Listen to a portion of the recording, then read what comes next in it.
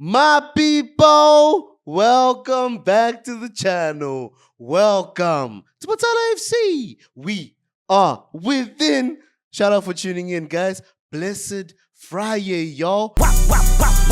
I'ma do my stuff. We are within, truly within. And firstly, before we break down why we are world champions, why Enzo Maresca's name is swirling all over, and the question is being asked, can Chelsea win the Premier League? I'll give my reasons why I'm confident. But firstly, congratulations to Man United for finally securing Brian Mbuemo. 70 million. That's some serious inflation from Brentford. Didn't know Brentford could be that stubborn. But hey, yeah, no Mbuemo, Mateus Cunha combinations. Let's see where Man United can end up. Probably better than 15th, let's be honest.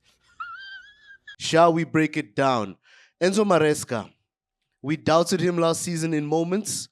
He was a first half manager, in my opinion. Many a times he would analyze the game in the first half. Second half, we come out more effective as a team. But throughout the Club World Cup, I believe Enzo Maresca buried that ideology. He buried that philosophy. We went into games to win the game in the first half, which was testament in the Club World Cup final, in which we scored 3 goals and the game ended with those 3 goals to nil. So, what happened? What's convincing about the Club World Cup that gives us insight as to how Enzo Maresca might deal with different opposition, different minds, different managers, different tactics coming to Chelsea, and how do we approach them? How do we oppose them? You get me? Game by game, guys. First game, LAFC at the Mercedes-Benz Stadium. Lineup-wise, we start with Noni Madueke as a left wing, Pedro Neto on the right wing. So this is the typical Maresca system. This is the inverted fullback system. And in this game, we saw Marc Cucurella invert into the midfield, Reece James forming part of the back three. So we're used to this. You know, Nicholas Jackson started as a striker. We know what happened in latter stages of the tournament to Jackson, but he starts this game. Romeo Lavia is drifting in this game. Moise Caicedo is sitting and Marc Cucurella is inverting. So Romeo Lavia is sort of the key component alongside Palmer in this formation. But this is what we're used to. This we know very well is Maresca's way of doing things. There'll always be an inverted fullback. It's all about whether it's the right wing back or the left wing back who will invert. So next game, Flamengo, the game we lost. And here's the interesting point about the Flamengo game, in which we lost 3-1. Yes, Nicholas Jackson gets a red card, makes it more difficult. Flamengo have their moments. If I'm being honest, 2 of Flamengo's 3 goals had a bit of luck. You know that moment of luck where the ball ricochets into the path of a player, but we accepted it. We took the lesson. What's interesting is that this formation and this lineup is very similar to what we played against PSG. We look at the midfield three. We started Reece James in the mid alongside Caicedo and Enzo Fernandez. Front line, equally so, except Liam Delap, because at this point, Joao Pedro hasn't arrived. So Liam Delap is above Jackson of sorts. We preferred him for this game. Back three, Marc Cucurella, Colwill, and Chaloba. That's the same. And then Gusto sort of flanking in the same way along the wing. So it's very similar. So this, I believe, was the first time Enzo Maresca is trying this formation in which Caicedo and Reece are partnering, but Caicedo is the most deep-lying midfielder. And then Enzo Fernandez has license to move forward as much as he wants.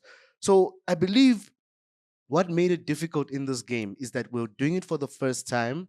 We don't know how high the line should be between Cucurella, Cole, and Chaloba. They hadn't mastered just how high they can go and then drop back as a back three.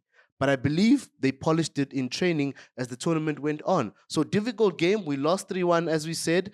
But I believe this was the start of something big in terms of us as a team, especially for the tournament, but also for the upcoming season. Lessons were learned by Maresca in this game. So thank you to Felipe Luis, our former player. You get me? In this game, we also saw Pedro Neto flanking, coming back to form a back five. When Gusto would drop, Pedro Neto would also drop really deep, forming a back five. Enzo Fernandez, as we said, with the license to move forward. Reece James also having a bit more license than Caicedo in terms of movement up and down the pitch. So Caicedo is vital. We know this. I mean, water is wet. Caicedo's the best. You get me? We move, guys, against ES Tunis, back to what we know, mainly Maresca's main system. So that's two holding DMs and one inverted fullback. A lot of switch ups in terms of the lineup. A lot of players getting a chance. Jorgensen in goal is that's the only switch we ever made in terms of the goalkeeper role. Sanchez had started every single game up till this point. He actually started every other game except this game. Josh Ashimpong got a start in this game. Kieran Dewsbury Hall. But Dewsbury Hall and Nkunku both starting, and they were interchanging the right wing and the cam position. Cole Palmer rested in this game. Moise Caicedo rested in this game. Enzo Fernandez, more of a mainstay than anyone in the team at this point, got 2 assists in this game, if I remember correctly. Liam Delap got his first goal for Chelsea. Liam Delap bullying defenders in this game. But most of the time, Delap was a lone striker in the front line, waiting for service of sorts. Noni Madueke was also really high. He could have scored in this game. He wasn't tracking back the way Pedro Neto would track back. You get it? Gusto did move into those positions now and then, but it wasn't really an inverted system against ES Tunis. I believe Maresca saw it as, we have the quality and we can beat them without having to do all the nitty gritties of our planning. You get me? So we get the win there. I believe it was 3-0. Tariq George off the bench sealed the win. And then the round of 16 against Benfica. The crazy thing about the game against Benfica is I think we relied on individual brilliance, and that's especially Romeo Lavia. Another change was that Cole Palmer started on the left flank, getting into the left half space. So Cucurella was finding himself much higher than Palmer. In a lot of moments, Palmer would be looking for Cucurella, who would have flanked beyond Palmer, which is crazy. And then Cucurella would get back into position in the right moment. Badiashile was crucial with the passing from the back line, from the left side of the pitch, Colwell. So it's very rare for Maresca to start both left-footed centre-backs in Badiashile and Colwell, but it proved very necessary in this game with Reece James forming part of the back three. Remember Reece James, getting the opener in this game in great fashion, free kick, catching Trubin. He caught Trubin off guard there. Beautiful goal. And then Pedro Neto didn't flank that much. He didn't come back. He was actually more in the front line in this game. So all these small changes, if we're looking at the shapes, guys, there's 3-2-2-3s, there's 4-2-3-1s, there's so many switches from Maresca, but the players are not lost in the system. And this is why I believe we can challenge for the Premier League, because Maresca identified the strengths and weaknesses of every single team he faced. I mean, at which point is Maresca starting Benfica, Bruno Lage's team? At which point is he starting ES Tunis? It's belief in the system as well as understanding of the systems from our players and instructions of individuals on the pitch. You get individuals. Cucurella, as we said, was the key component for me in this game against Benfica. This game went on for like 4 hours due to the weather conditions.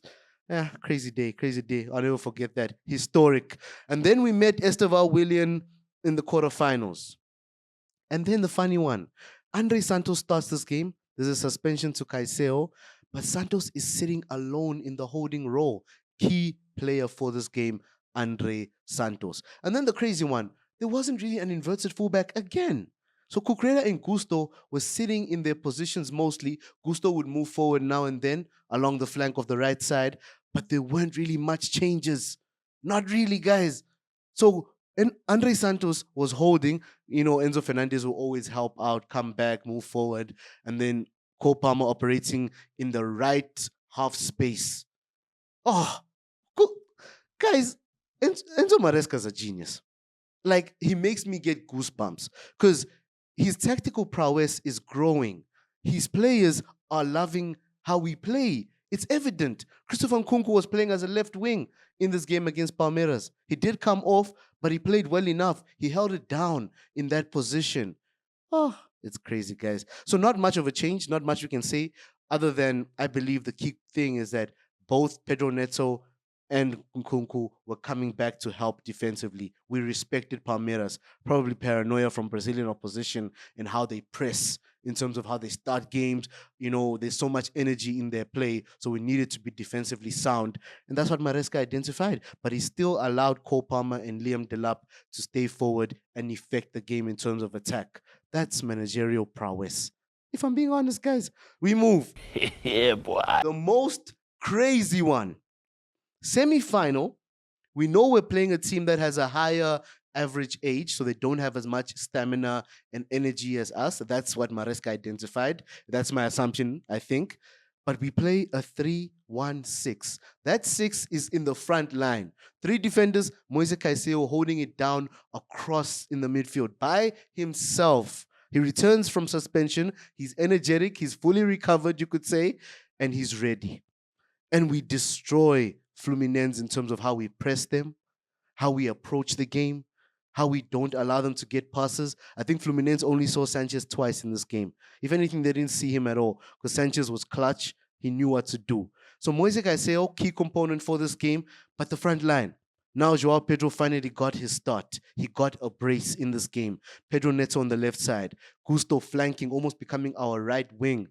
And then the midfield three of Palma, Nkunku, and Fernandez are all attacking. So daring from Maresca. I'm sure we'll see this next season against a few teams, teams that are playing a low block and we believe we can just go at them, full force. I believe we'll do that. And we got the win in great fashion. I would say great game. One of our best performances at the tournament. And this was the second last game. Of course, defensively, Pedro Neto and Gusto will track back a bit, form a back five of sorts, and then Moise Caicedo has some help in that regard. But Caicedo was crucial in this game. And then the final. And we said, it was so similar to Flamengo. Literally the same. Maybe Reese wasn't allowed to get forward as much as he did against Flamengo. He was closer to Caicedo in this game. But then Cole Palmer and Gusto on that right side. Crucial and lethal. What a game this was. And if we look at this, this is back to what Maresca's gotten us used to. Two holding DMs, a cam, who's Enzo Fernandez in the situation, but more of an 8, not really a 10. That's what Fernandez is good at, And then Cole Palmer coming into those positions, drifting in, and Enzo Fernandez knowing when to move to the more of the left side, closer to Pedro Neto to help him defensively as well, to press PSG in the front line. So we're pressing with the front five, front four. Gusto was always there. Gusto was helping out, and then he would track back. Energy. Gusto, key component as well. But I would say the most important player was the match winner for us, the man who made it happen, Cole Palmer, in understanding how to operate in that right half space. He was so good. Vitinha couldn't handle it. None of the defenders could handle it. Beraldo, I'm so sorry. And that's how we became champions. So many systems switching up. And this is what I'm expecting from Maresca next season. I'm so convinced, guys. I really am. And I feel teams should be afraid because if Chelsea are attacking, your team has to come back and stop Chelsea. So most teams won't go at us with too many numbers because they know on the counter we're effective. In the midfield, we are strong. Which midfield do we think of in the Premier? Maybe Liverpool's midfield, maybe Man City on their day could challenge us. But the understanding between the South American pivot of Enzo Fernandez and Moise Caicedo, add another South American there, Andres Santos, and we are lethal as a team. I've enjoyed this, guys. And this wasn't stats muse or me doing hectic research. This is purely off observation of the tournament, how we played. So let me know if I'm wrong, guys. Let me know if I put something in there and you believe we approached it a bit differently. Maybe a player's instruction was a bit different to what I emphasized, in my opinion. But this wasn't a major tournament for us. It was a major tournament, but a major tournament for Chelsea in terms of understanding where we are. We are the world champions. And everyone's going to speak about us winning other things. That's just the ripple effect of sorts. But shout out for tuning in, guys. Hope y'all understood this, or hope I made sense, rather. Let's get it, y'all.